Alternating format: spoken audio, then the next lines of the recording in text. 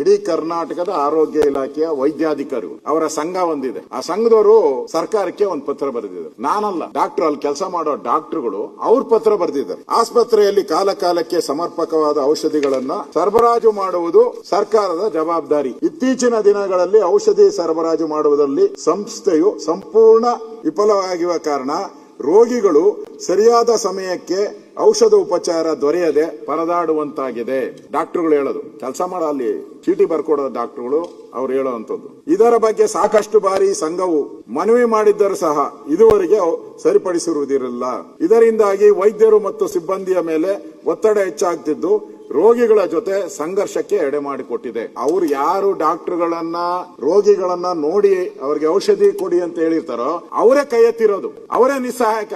ನಮ್ ಕೈಲಿ ಆಗ್ತಾ ಇಲ್ಲ, ಔಷಧಿ ಕೊರತೆ ಇದೆ ಅಂತ. ಅಂದ್ರೆ ಈ ಸರ್ಕಾರ ಬದುಕಿದೆಯಾ, ಬಡವರ ಪಾಲಿಗೆ ಬದುಕಿದೆಯಾ ಸತ್ತಿದೆಯಾ ಅನ್ನೋ ಪ್ರಶ್ನೆನ ಇಲ್ಲಿ ಅವರೇ ರೈಸ್ ಮಾಡ್ಬಿಟ್ಟಿದ್ದಾರೆ. ಇಲ್ಲ, ಇವ್ರನ್ನ ಮನೆ ಸ್ಟ್ರೈಕು ಹೋಗಿದ್ರು, ಕರೆದು ಮಾತಾಡ್ಬೇಕಾಯ್ತು. ಯಾಕಪ್ಪ ಹಿಂಗ ಪತ್ರ ಬರ್ದಿದ್ಯಾ? ದಿನೇಶ್ ಗುಂಡೂರಾವ್ ಅವ್ರು ಬಂದ ಮೇಲೆ ಹಿಂದೆ ಎಲ್ಲ 400 ಔಷಧಿಗಳು ಇರ್ತಾ ಇತ್ತು. ದಿನೇಶ್ ಅವ್ರು ಬಂದ ಮೇಲೆ ಅದು 1126 ಔಷಧಿ ಆಗಿದೆಯಲ್ಲ ಅಂತ ಯಾರು ಹೇಳ್ಬೇಕು? ಅದೇ ಡಾಕ್ಟರ್ಗಳು ಹೇಳ್ಬೇಕಾಯ್ತು. ಅವರೇ ಹೇಳ್ತಾ ಇದ್ದಾರೆ, ನಮ್ ಕೈಲಿ ಈ ಔಷಧಿಗಳು ಸಿಗ್ತಾ ಇಲ್ಲ, ಎಲ್ಲೂ ಔಷಧಿಗಳು ಕೊರತೆಯನ್ನ ಕಾಣ್ತಾ ಇದೆ ಅನ್ನೋ ಮಾತನ್ನ ಅವರು ಹೇಳಿದ್ದಾರೆ. ನಾನು ಬಹಳ ಇಂಪಾರ್ಟೆಂಟ್ ಆಗಿ ಈ ಆರೋಗ್ಯ ಇಲಾಖೆ, ನಾನು ಫಾಸ್ಟ್ ಹೇಳ್ದೆ, ಎಲ್ಲ ಒಂದ್ ಕಡೆ ಇದಕ್ಕೇನೋ ನಮ್ಮ ಪದ್ಧತಿಯಲ್ಲಿ ಹೇಳ್ತಾರೆ, ಇದಕ್ಕೇನೋ ಮಾಟ ಮಂತ್ರ ಮಾಡ್ಬಿಟ್ಟವ್ರ ಅಂತ.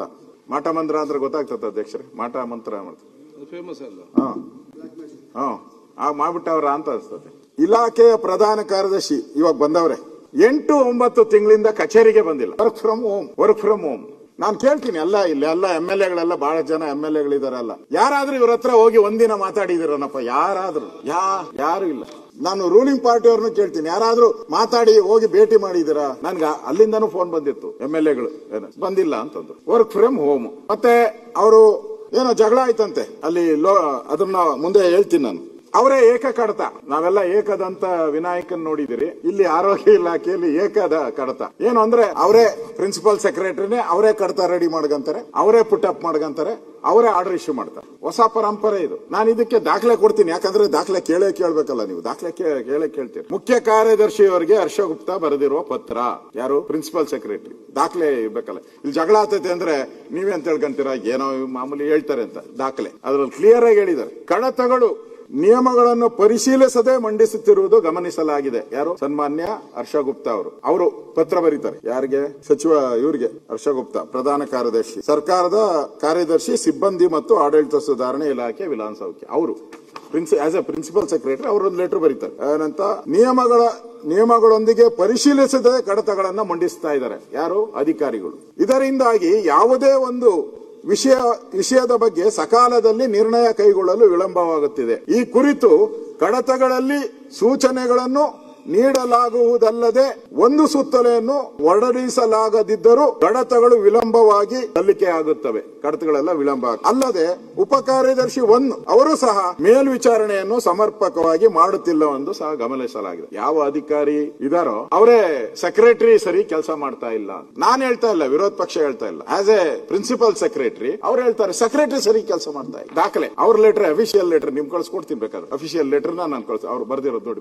ಹರ್ಷ ಗುಪ್ತಾ, ಸರ್ಕಾರದ ಪ್ರಧಾನ ಕಾರ್ಯದರ್ಶಿ, ಆರೋಗ್ಯ ಮತ್ತು ಕುಟುಂಬ ಇಲಾಖೆ. ಡೇಟು 29/10/2025. ಅವ್ರು ಬರೆದಿರೋ ಪತ್ರ ಇದೆ. ಅದರಲ್ಲಿ ಇನ್ನು ಮುಂದೆ ಹೋಗ್ತಾರೆ. ಸಚಿವಾಲಯದಲ್ಲಿ ಸೇವಾ ನಿಯಮಗಳನ್ನು ನಿರ್ವಹಿಸುವ ಶಾಖೆ ಸಮರ್ಥ ಅಧಿಕಾರಿಗಳ ಸಿಬ್ಬಂದಿಯನ್ನು ಸಹ ಹಾಗೂ ಉಪಕಾರ್ಯದರ್ಶಿ ಮಟ್ಟದ ಹುದ್ದೆಗಳನ್ನು ಶಾಖಾಧಿಕಾರಿ ನೇರ ನೇಮಕಾತಿಯ ಮೂಲಕ ಆಯ್ಕೆಯಾದ ಅಧಿಕಾರಿಗಳನ್ನು ನೇಮಿಸಲು ಮತ್ತು ಇಲಾಖೆಗೆ ಅಪಾರ ಕಾರ್ಯದರ್ಶಿ ಮಟ್ಟದ ಒಂದು ಹುದ್ದೆಯನ್ನು ಸೃಜಿಸಿ ಸದರಿ ಹುದ್ದೆಯನ್ನು IAS ಅಥವಾ ಹಿರಿಯ KAS ಅಧಿಕಾರಿಗನ್ನ ನೇಮಕ ಮಾಡಬೇಕು ಅಂತಾರೆ. ಅಂದ್ರೆ ಇವ್ರು ಬೇಡ ಅಂತ. ಈಗ ಯಾರು ಹೆಲ್ತ್ ಡಿಪಾರ್ಟ್ಮೆಂಟ್ ಅಲ್ಲಿ ಇದಾರೋ ಅವ್ರನ್ನೆಲ್ಲ ತೆಗೆದು ಬಿಡ್ಬೇಕು. ಮುಂದುವರೆದು ಸಚಿವಾಲಯ ಸಮಗ್ರ ಪುನರ್ರಚನೆ ಅಗತ್ಯವಿದೆ.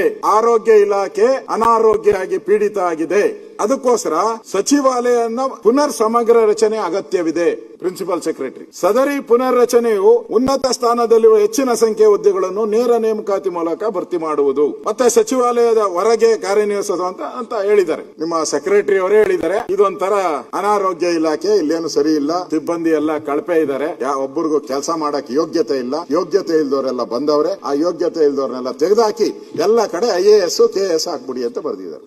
ಈ ಲೆಟರ್ ಬರೆದ ಮೇಲೆ ಈ ಲೆಟರ್ ಬರೆದ್ಮೇಲೆ ಸೆಕ್ರೆಟರಿ ಒಂದು ಲೆಟರ್ ಬರ್ತಾರೆ ದಿನೇಶ್ ಗುಂಡೂರಾವ್ ಅವರಿಗೆ, ಮಾನ್ಯ ಸಚಿವರು. ಸಚಿವಾಲಯದ ಅಧಿಕಾರಿ ನೌಕರರ ಕಾರ್ಯಕ್ಷಮತೆಯ ಕುರಿತು ನಿರಾಧಾರ ಆರೋಪ ಮಾಡಿರುವ ಶ್ರೀ ಹರ್ಷಗುಪ್ತಾ IAS ಅಧಿಕಾರಿ ಪ್ರಧಾನ ಇವರ ಪತ್ರವನ್ನು ಹಿಂಪಡೆಯುವಂತೆ ಆಗ್ರಹಿಸುತ್ತೇವೆ ಅಂತ ಬರೀತಾರೆ. ಅದರಲ್ಲಿ ಏನೇನು ಬರೀತಾರೆ?